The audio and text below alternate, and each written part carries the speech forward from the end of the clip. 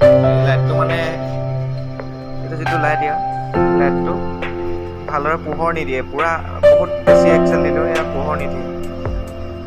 পোহৰ নিদিয়াৰ কাৰণটো গোটেইখিনি খুলি আমি চেক কৰিলোঁ।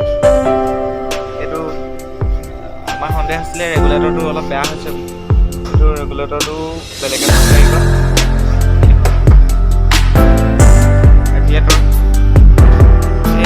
এভিয়েটৰখনৰ পৰা ৰেগুলেটৰটো খুলি যিটো ইয়াত ৰেগুলেটৰ থাকে, ৰেগুলেটৰ কইলটো খুলি ইয়াত লগাই চালোঁ। এইটো এভিয়েটৰৰ ৰেগুলেটৰ হয় আৰু এইটো এভিয়েটৰখনৰ ৰেগুলেটৰ ইয়াৰ লাগি থকাটো হয়। এইটো চেক কৰিলোঁ, এইটো প্ৰব্লেম নোলালে। তাৰপিছত আকৌ নেক্সট আমি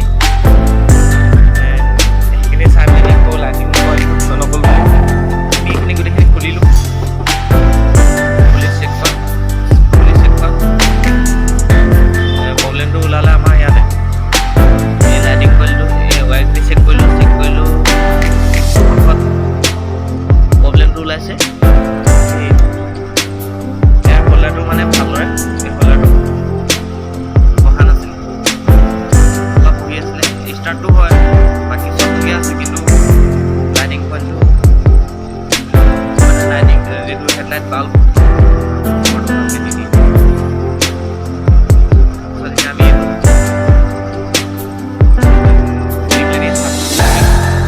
যেতিয়া ফিটিং কৰি দিলোঁ, ফিটিং কৰি দিয়াত মানে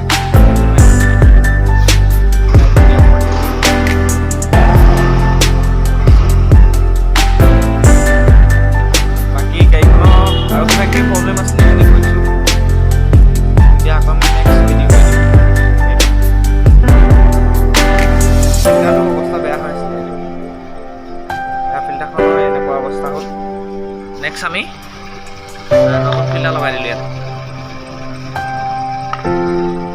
এইটো ফিল্টাৰত বাৰু চলিব নেকি? অৱস্থাটো চব ফিল্টাৰটো নচলে। মই যিহেতু চৰ্দি লাগিলে যেনেকুৱা অৱস্থা হয়, এইটো ইয়াৰ চৰ্দিতকৈও মানে বেছি বেয়া হ'লে অৱস্থা বেয়া হ'ল। এতিয়া ৰেষ্টটো মিলাই দিলোঁ, ফিল্টাৰখন লগাই দিলোঁ। গাড়ী মাত ঠিকে আছে। আগতে ষ্ট্ৰ'কে নাছিলে। নেক্সট এতিয়া হেডলাইট হৈ গ'ল। এতিয়া আমি আকৌ ফিটিং কৰি দিম।